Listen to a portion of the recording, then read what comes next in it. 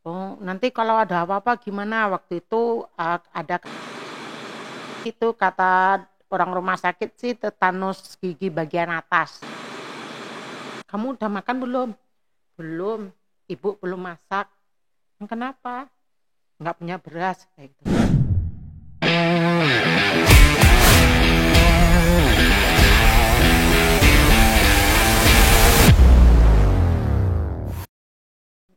Menurut ceritanya itu Anda itu bukan asli orang Jogja.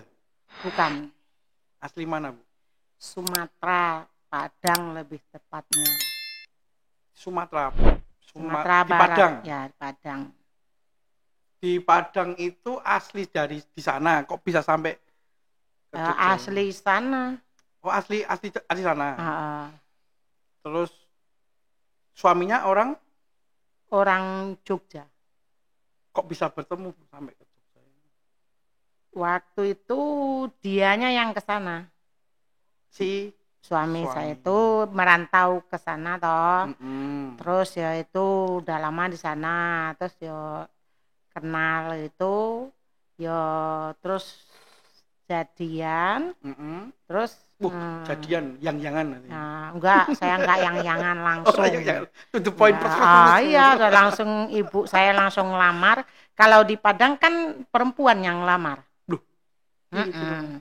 Kalau Penak ya? di Jogja yang laki-laki ya. Heeh. Kalau di Padang perempuan yang datang ke rumah laki-laki untuk melamar. Tuh, udah dilamar ibu saya, terus langsung Ke ya Jogja. enggak Ngelamarnya? dia kan punya orang tua angkat di sana. Oh, punya orang tua angkat. Nah, ke tempat orang tua angkatnya. Mm-mm. Terus ya itu ya udah jadian waktu itu resepsinya cuma di tempat saya kan karena dia di sana cuma di orang tua angkat toh. Kalau di sana resepsi yo di tempat wanita hampir sama di sini di Jogja kan. Mm-mm.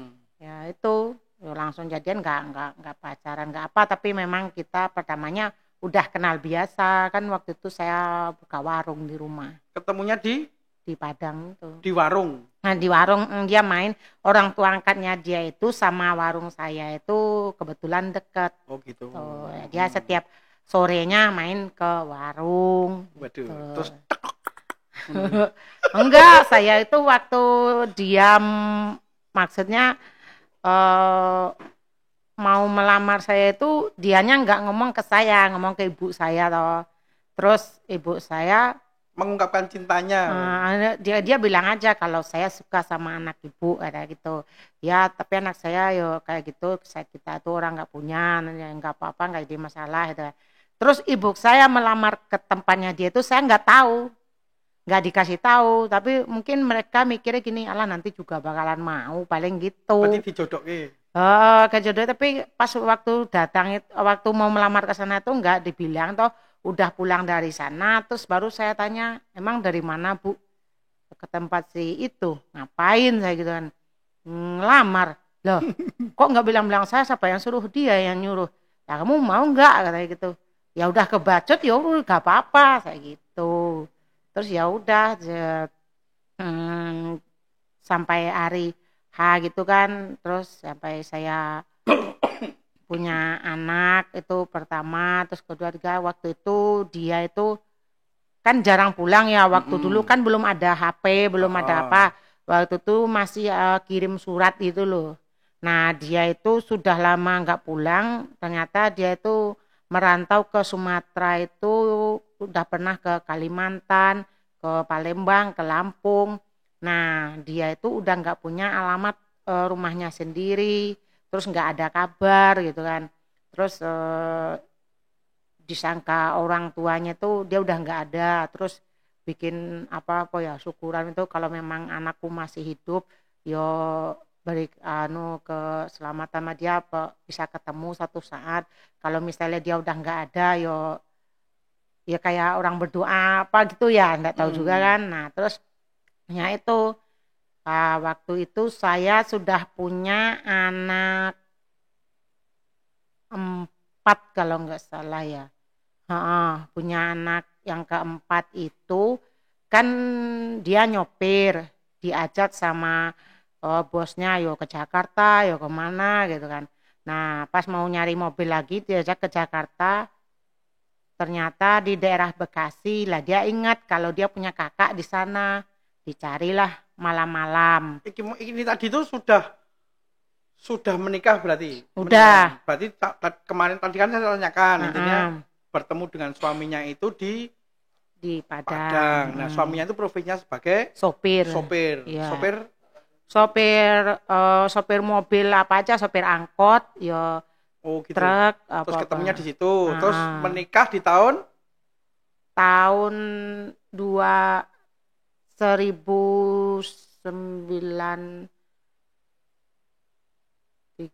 Oh iya, mantannya Dewi lali malah. Yo 93. Terus akhirnya memiliki berapa putra? Memiliki anak tuh 4 waktu itu. Itu masih posisi di Padang. Belum diboyong ke Jogja. Nah, terus awal mula perjalanan dari Padang ke Jogja itu ceritanya gimana? Bisa pindah ke Jogja? Ceritanya yaitu tadi dia kan diajak bosnya ke Jakarta nyari mobil. Keingat kalau punya saudara di sana di daerah Tambun. Oh Bekasi. Lah dicarilah malam-malam, bosnya ditinggal di warung. Sebentar ya Pak, saya mau nyari alamat kakak saya dulu kalau saya masih ingat kan gitu. Sampai jam 2 malam itu dia nyari. Ya alhamdulillah ketemu. Lah ketemu yaitu kamu tuh kemana aja, kamu tuh masih hidup toh, itu dicariin orang tua, dikirain kamu udah nggak ada, kan nggak pernah ada kabarnya sama sekali. Di Jawa? Iya di Jawa. Terus yo dikasih alamat kakaknya itu kan, ya udah terus pulang ke Padang lagi, balik ke Padang sama bosnya itu balik ke Padang. Terus yo itu lama kelamaan itu kakaknya telepon. Kamu pulang ke Jawa mau nggak katanya gitu. Yang nggak tahu, tapi kasihan orang tua nggak ada yang ngurusin, nggak ada yang nemenin kata gitu kan. Waktu itu cuman ibu sama bapaknya berdua, adik-adiknya juga di Jakarta, yang terakhir yang ragil belum menikah kan. Nah terus kan bisa buat teman ibu sama bapak katanya kan, bawa anak istrimu katanya gitu. Terus dia bilangnya ya nanti itu gampang katanya.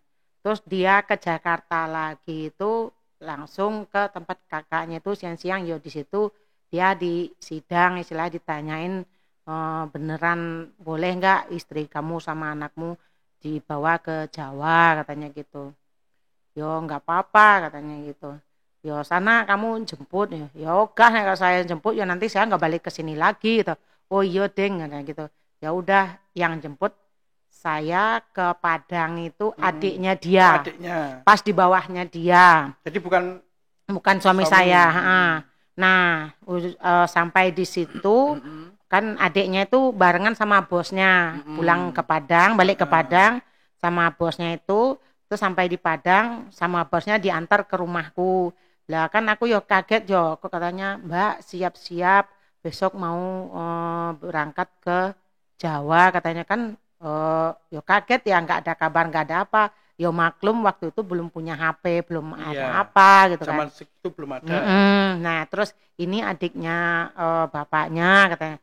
Saya lihat memang mirip, tuh saya juga pernah udah dikirimin fotonya gitu kan, waktu kita udah ada kabar-kabar itu. Nah, terus adiknya tuh bawa surat dari tulisan tangan suami saya. Ini adik saya, kamu siap-siap sama anak-anak mau dijemput adik saya kan gitu. Lah otomatis kan seluruh keluarga saya yo pada heran ya, pada kayak ada sebagian yang nggak ngizinin saya dibawa gitu kan. Nah, terus kakak saya gini, oh nanti kalau ada apa-apa gimana? Waktu itu ada kabar yang nggak enak-enak itu kan banyak, ada yang dibawa lari orang apa gitu, kamu bawa anak lagi kan gitu kan. Terus waktu itu saya hamil anak saya yang nomor 4. Yang nomor 4 itu waktu itu masih 7 bulan. Bawa ke Jawa. Ke Jawa, ke Bekasi. Ke Bekasi dulu. Bekasi dulu, dibawa ke Bekasi dulu. Terus kakak saya nggak ngizinin saya, tanya. Lah, terus saya jawabnya gini, lah kan ini yang nyuruh suami saya. Yo saya harus nurut, saya gitu. Nah, kalau saya di sini, kalau saya nggak mau ngikut suami saya, kalau dia nggak mau balik ke Padang, terus yang nanggung saya sama anak-anak siapa? Kan tak gituin. Yo saya percaya aja kok uang ini yang jemput memang adiknya. Terus ada surat yang ditulis sama tulisan suami saya sendiri, saya gitu kan. Ya udah, orang tua keluarga apa gitu enggak kayak berat gitu ya ngizinin, tapi saya nekat aja lah. Waktu itu kita bawa peralatan seadanya gitu kan, namanya bawa anak 3 sama yang di dalam perut kan gitu. Saya ke Jakarta dulu. Ya udah, sampai Jakarta, di Jakarta ke Bekasi, nginap semalam, terus baru saya berangkat ke Jawa itu paginya. Ke Gunung Kidul. Asli suami memang dari Gunung Kidul. Mbak, dari Gunung Kidul. Terus putranya berarti 4 berarti ya? 4. Itu cowok cewek? Cewek semua sebenarnya. Itu ada 5. Oh 5. Tapi meninggal 1. Itu yang anak nomor 4. Oh nomor 4 yang dikandung diajak pindah dari Padang ke Jawa. Oh itu malah meninggal. Meninggalnya sudah lahir atau masih dalam? Sudah lahir, udah kelas 1 SD, baru sekolah 3 bulan. Kenapa itu, Bu? Sakit gigi, itu kata orang rumah sakit sih tetanus gigi bagian atas. Infeksi gitu? Oh iya, secara gitulah. Terus ya itu udah dibawa ke rumah sakit. Waktu itu di sini di Sarjito. Oh gitu. Berarti harapan satu-satunya anak cowok. Anda dapat anak cowok 1, yaitu nggak mau dimong gitu kan. Ya. Terus apa namanya? Terus anaknya sekarang itu berarti ada 4. Cewek semua. Dan sekarang kesibukannya anaknya sudah dewasa sudah berumah tangga. Sudah berumah tangga, cuman tinggal 1 yang belum. Oh, 1 yang belum, yang 3 sudah berumah tangga. Sudah. Di Jogja semua. Yang belum itu sekarang di Jepang. Oh, di Jepang. Anaknya Ibu berarti menjadi tenaga kerja Indonesia, TKI ya, di Jepang. Di perusahaan itu spare part mobil. Oh, spare part mobil. Ya. Berapa yang di sana, Bu? 1 yang di Jepang. Yang 2 berarti di Jogja. 3 no. Oh 3, 4, 3 di Jogja, 1 di Jepang. Ya. Cewek semua. Ini yang di Jepang yang nomor 2. Nomor 2. Yang nomor 1 di Jogja. Oh iya. Selama Ibu ini ditinggal di Jepang, nah berarti kan Ibu ini mencari kesibukan tersendiri ya, Bu ya. Nah, kesibukan apa yang menjadi keseharian saat ini? Untuk saat ini ya, jadi kan ini ada yang sudah berumah tangga nih, anaknya udah dewasa semua. Selama pindah dari Bekasi ke Jogja ini tentunya juga sebagai seorang wanita juga pengen punya kesibukan. Nah, kesibukan apa yang saat ini Anda lakukan? Kalau untuk saat ini saya itu jadi seorang driver ojol. Sebelum-sebelumnya cuman di rumah.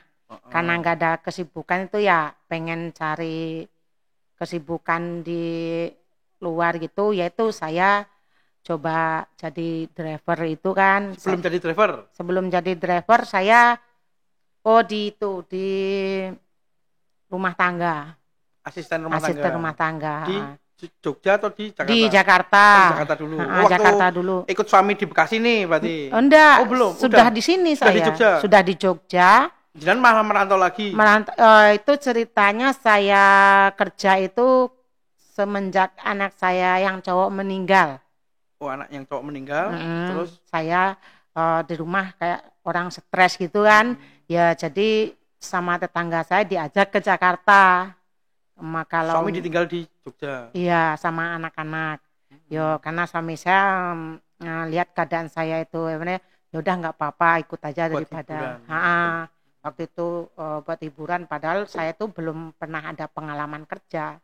Karena di waktu di Padang saya kan nggak pernah kerja, maksudnya belum bekerja gitu, terus udah punya suami gitu kan. Nah jadinya nggak kerja. Terus waktu di bawah tetangga saya itu, yaitu dari situ saya pertama mulai bekerja itu menjadi asisten rumah tangga. Belum, waktu itu nyuci serbet atau caplak meja restoran Jepang. Oh, sebelum jadi asisten rumah tangga sudah pernah bekerja juga di resto, tapi sebagai tenaga cuci. Iya. Cuman cuci itu? Cuci gosok. Oh, cuci gosok. Kan banyak ribuan.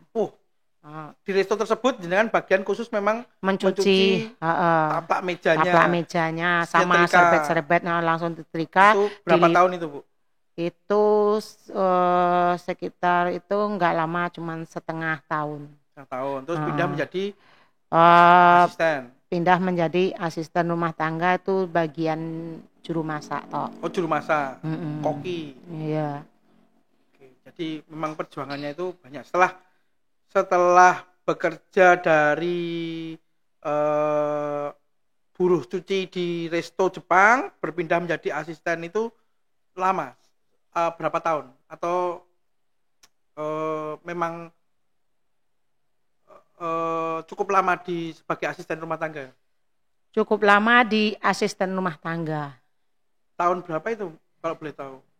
Waktu itu tahun 2010 Pak ya. 2010? 2010 berarti anaknya sudah berangkat ke Jepang saat itu atau belum? Oh belum, masih di rumah waktu itu. Dan belum berkeluarga semua? Belum. Oke.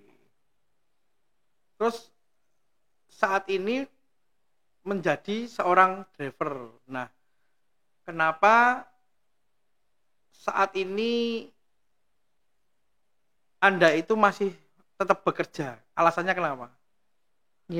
Alasannya itu karena saya suka aja, terus saya itu maunya itu walaupun anak saya udah bekerja, yang sebagian udah punya keluarga ya, tapi saya tuh kalau bisa, kalau selama saya masih sehat dan saya masih bisa mencari penghasilan sendiri, toh lebih baik saya kerja kan gitu. Saya minta izin sama suami, kalau saya pengen jadi driver itu dibolehin gitu kan.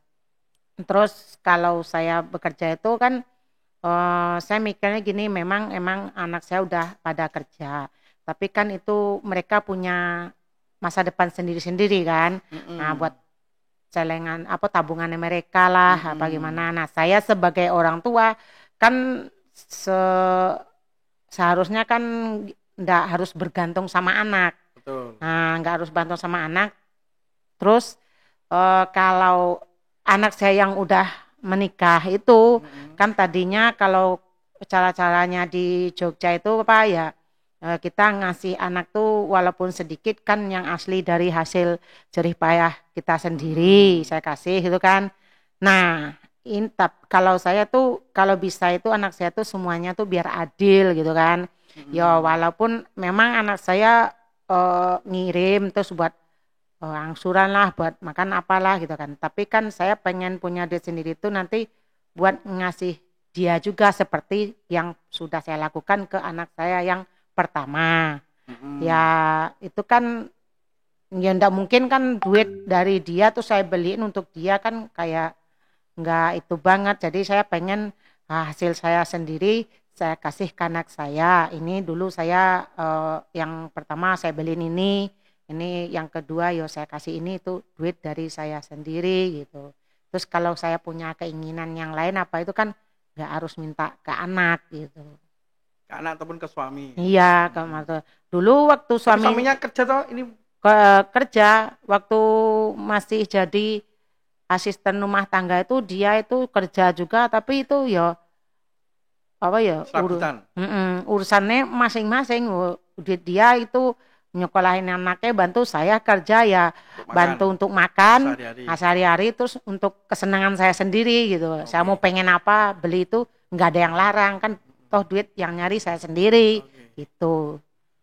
Karena Ibu ini bergabung dengan Jogja Kita sejak awal ada Jogja Kita atau sebelumnya sudah pernah menjadi driver ojol? Sebelumnya udah pernah sih sebentar, terus habis itu saya bergabung di Jogja Kitanya sebelum 2022 apa? 2022 2023? 2023 kalau nggak salah, 2023 lupa. Ya? Oh ya. 2022 2023 berarti sebelum masuk di Jogja Kita itu sudah pernah menjadi driver ojol di aplikator lain. Sudah. Gitu, oke. Apa yang menjadi pesan untuk keempat anaknya saat ini dan apa yang menjadi harapan terbesarnya untuk keempat anaknya? Tentunya kan seorang ibu mempunyai cita-cita, muga-muga anakku ini tadi ini ya, apa yang pesan untuk anaknya, keempat cewek ya tadi ya, keempat ceweknya, dan harapannya terbesarnya apa, Bu Elvi? Yo, pesan saya itu untuk anak-anak itu ya semoga mereka tuh ke depannya itu lebih sukses lagi. Jadinya kalau misalnya mereka udah berkeluarga itu nggak usah minder kalau misalnya kita membantu suami untuk bekerja gitu kan. Nah terus apa ya, kalau menurut saya sih harapan saya untuk anak-anak saya jangan sampailah kehidupan mereka itu seperti saya gitu. Ya siapa tahu kedepannya mereka tuh hidupnya lebih baik. Yo masuk mbok jadi driver anak ikut-ikutan yo kan nggak mungkin banget itu kan. Ya mudah-mudahan anak saya yo selalu diberi kesuksesan, kelancaran dalam mencari rezekinya, jadinya kedepannya kehidupan mereka tuh akan jauh lebih baik dari kehidupan saya yang sekarang. Yo kehidupan saya udah baik sih, tapi kan yo jangan sampailah anak-anak mengalami seperti saya gitu kan. Soalnya cukup saya aja gitu kan. Kalau misalnya diceritain kisah dari mereka kecil itu, saya tuh kayak nggak kuat gitu ya, waktu bapaknya nggak kerja jatuh gitu kan, sampai utang tetangga gitu, mau makan aja susah, mau masak nasi tuh nggak ada beras ya. Terus waktu itu masih di Padang itu saya itu, anak saya 4 itu. Terus ada tetangga cuma 1 yang baik sama saya. Anak saya main itu, kamu udah makan belum? Belum, ibu belum masak. Kenapa? Nggak punya beras kayak gitu kan. Terus wah ya udah kamu makan di sini kata gitu. Diminum kan. Bu, diminum. Nah, terus ya itu makanya tuh tekad saya mau kerja itu yaitu jangan sampai saya itu nggak pegang duit sama sekali. Kalau umpamanya suatu saat ya nggak mungkin kita minta kan, suami saya sakit apa nggak ada duit apa gimana, sementara saya nggak punya kerjaan, nggak punya penghasilan, kan sama aja ya jadinya kayak dulu lagi. Makanya saya punya keinginan untuk saya kerja itu yaitu biar saya itu megang duit terus walaupun sedikit tapi kan ada gitu. Muter gitu ya. Muter. Yo waktu pengalaman saya di Padang itu yaitu saya keinget anak saya tuh belum sekolah sih waktu itu. Waktu itu 3 itu. Makanya sampai di sini tuh saya tuh jadi kayak terdorong keinginannya untuk bekerja itu, walaupun waktu itu suami saya masih kerja ya, udah ada pekerjaan itu. Saya kan bilang kalau misalnya saya punya itu sendiri ya lowong lah buat bantu-bantu bagian, karena saya mikirnya itu keinget yang dulu itu, jangan sampai saya tuh nggak pegang duit sama sekali gitu. Yo keinget anak saya, jangankan minta jajan, buat makan aja mau masak nasi beras nggak ada. Nah itu saya yang sampai sekarang tuh kalau saya nggak pegang duit sama sekali itu kayaknya hidup tuh kayak gimana gitu. Jadinya makanya saya tuh pengen kerja terus menunggu itu, ya itu. Jadi kan saya jadi driver Jogja kita itu pertama kalinya nggak gampang. Memang agak itu kan agak susah lah waktu belum dapat orderan gitu kan. Ya saya masih bisa bertahan yaitu karena uang hasil tabungan saya sendiri itu. Nah kan dari situ saya bisa mikirnya, untung aja kan saya dulu kerja terus nyimpan duit. Jadinya waktu saya narik itu belum dapat orderan, saya masih bisa jajan, bisa makan, bisa ini ya gitu. Nah, makanya kan saya tetap mau jadi driver ojol itu, yo menurut saya kan nyaman aja gitu kan. Jadinya yo itu buat apa ya, mengisi waktu saya luang daripada di rumah nggak ada kegiatan, kesibukan itu. Terus angan-angan ataupun cita-cita seorang ibu untuk anaknya yang belum tercapai apa Bu? Itu apa yang belum tercapai sih kalau angan-angan saya itu pengen dulu itu anak saya itu kalau misalnya itu mau apa ya, nyelesaikan bangun rumah itu. Tapi kata anak saya yang di Jepang itu, sabar ya mam, nanti mau bisa kata gitu. Ya nggak apa-apa, yang penting saya. Terus yang cuman saya minta satu, kalau kalian sudah berumah tangga, salah satunya mesti ada yang tinggal di rumah ini, walaupun jelek, ya besok bangun sendiri, renovasi sendiri, saya gitu kan. Kalau misalnya kalian mau pergi, mau pergi ngikutin suaminya lah gitu kan. Nah, mendingan dari sekarang aja pergi, biarin saya sama bapakmu berdua karuan, saya itu masih sehat, masih kuat kan bisa itu ya. Nanti daripada saya udah tua terus ditinggal ya bongko kayak gitu. Apa anak saya ngomong apa toh lah ya iya noh gitu. Nah, itu makanya tapi sekarang yo saya nggak begitu banyak menuntut sih, soalnya kan anak saya juga lagi ekonominya di sana lagi morat-marit juga gitu kan. Ya saya itu aja, kalau misalnya memang keinginan saya untuk anak saya tuh pengen ya diselesain rumahnya itu kan gitu kan. Tapi kalau nggak bisa yo nggak apa-apa. Udah cukup segini, yang penting kalian adalah salah satu nemenin saya nanti di rumah kayak gitu. Untungnya ada ya salah satu putra dari ibu ini memiliki suami yang untungnya satu desa ya mungkin ya. Iya, satu desa itu dibilang tapi apa ya, walaupun dekat ya namanya kalau nggak serumah sama kita tetap jauh kan. Nah, uang jarang pengen kok serumah. Itu contohnya ada yang dekat itu yang satu RT, yang pertama itu satu RT itu. Yang nomor 3 itu udah beda RT agak jauhan. Yang satu RT itu aja jarang ke rumah saya. Paling setiap Sabtu malam Minggu terus ke rumah sama anak-anaknya. Sama anaknya, mengunjungi. Iya. Oke Bu, terus ini kan kembali lagi ke tadi ibu ini adalah sebagai seorang driver ojol. Dan kenapa lebih memilih di aplikasi Jogja kita?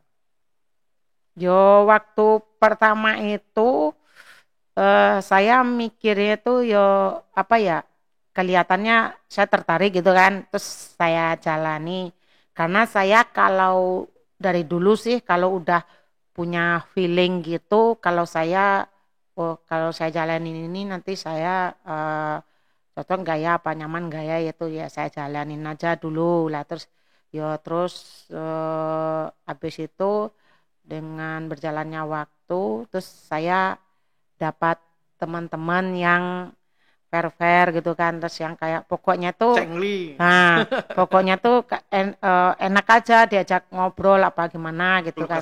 Gitu. Nah keluh kesah terus nggak bedain kita sama yang lain gitu kan, ya kita bergabung apa itulah, terus lama-lama kayak jadi saudara gitu kan. Nah makanya saya senangnya itu. Terus kalau pas di Jogja kitanya itu kayak misalnya ada masalah atau kendala apa gitu kan, nanggepinnya tuh cepat gitu kan. kalau menurut saya sih kan kayak misalnya kita ada masalah ini di aplikasinya apa gimana gitu ya langsung ditanggapin sama orang kantor gitu kan. Nah terus jadinya kita itu nggak perlu nunggu gitu kan, jadinya nggak bingung. Nah, makanya kalau kayak gini yo enak aja, ya masa kayak tambah nyaman sayanya. Nah gitu, terus apalagi dapat yaitu teman-temannya yo baik-baik gitulah, maksudnya saya merasanya kayak ketemu saudara baru itu yo di Jogja kita itu kayak saudara kandung gitu kan, maksudnya saudara tidak saudara sama saudara kandung sendiri aja nggak kayak gini, maksud sama orang lain kok melebihi kayak saudara sendiri kan gitu. Nah ya udah ya dari itu situ saya kayak nggak mau lepas atau berpisah dari Jogja kita atau sama mereka gitu kan. Makanya kalau saya di rumah waktu pas saya pernah ngalamin kecelakaan di rumah tuh kayak nggak betah-betah gitu ya itu. Kalau saya bisa jalan sampai saya diomelin anak saya belum sembuh banget, saya udah bawa motor saya diomelin karena saya pengen ketemu teman-teman, karena saya mikir kalau teman-teman yang ke rumah saya kan enggak mungkin, rumah saya kan jauh, kasihan, biarlah saya yang nyamperin kan gitu. Dari Gunung Kidul ke Jogja untuk Jogja kita. Luar biasa perjuangannya. Hal menarik apa saat menjadi driver Jogja kita? Hal menariknya tuh yo kadang yo pas lucunya yo dapat customer yang itu yang baik, terus ada kalau yang menjengkelkan juga ada, ya namanya kita jadi driver ya kita kayak anak SD gitu. Kalau misalnya diomel-omelin, oh iya Pak, iya Bu, walaupun dalam hati itu kayaknya kayak gimana, ya kita iya-iyain aja gitu. Nah terus kalau suka dukanya itu ya itu kalau dapat orderan kita udah sampai malam-malam hujan-hujan sampai di sana di cancel, terus aku ya Allah ya udah sabar aja saya gitu. Saya nggak pernah itu sih nggak pernah ngomel-ngomel, nggak pernah itu di grup apa gimana gitu, saya nggak mungkin ini belum rezeki saya gitu, padahal udah malam-malam hujan-hujan terus di cancel, di chat orangnya nggak dibuka tapi nggak dibalas. Nah terus ya udah saya batalin, di cancel gitu, ya udah saya pulang, ya saya diam aja, nggak ngomong-ngomong ke siapa-siapa. Kalau di cancel apa di rumah kalau ditanyain dapat nggak ordernya, dapat, ramai sekarang alhamdulillah ramai, walaupun kadang-kadang nggak dapat sama sekali. Saya iyain aja karena kayak merasa benar-benar nyaman aja gitu, karena sampai saya nyaman dan bangganya di Jogja kita itu kemanapun saya pakai jaket Jogja kita, ke rumah sakit mau ke orang-orang saya kondangan aja pakai Jogja kita kok, jaket Jogja kita kok, sampai saya dibilang orang edan loh. Nggak apa-apa, nggak masalah saya gitu itu. Terus nanti nyampe di situ saya lepas gitu kan, di rumah sakit saya nginep mau kemana aja saya tetap pakai jaket Jogja kita. Nggak tahu kayak seneng aja gitu, jadinya tuh makainya tuh kayak merasa bangga aja gitu, merasa bangga dengan Jogja kita. Oke, kita merasa kita sudah cukup waktunya berbincang-bincang dengan siapa Bu? Ini tadi ternyata kita belum berkenalan, Bu. WLV ya. Saya Bu Elvi ini tinggal di Gunung Kidul. Di Gunung Kidul. Usia berapa Bu? Sekarang itu 46. Oh ya, nom aku 17 tahun. Oke, gitu saja. Jika nanti ya teman-teman juga melihat video ini dan ada pelaku UKM di Jogja yang ingin menceritakan usahanya atau mau dagangannya diiklankan juga, dipersilakan langsung kontak di Jogja Kita Istimewa atau di officialnya Jogja Kita, atau langsung datang di Jalan Mondorakan nomor 41 Kota Gede Yogyakarta. Terima kasih atas waktunya. Roda pasti berputar, asalkan kita tetap semangat pasti akan menemukan hasilnya.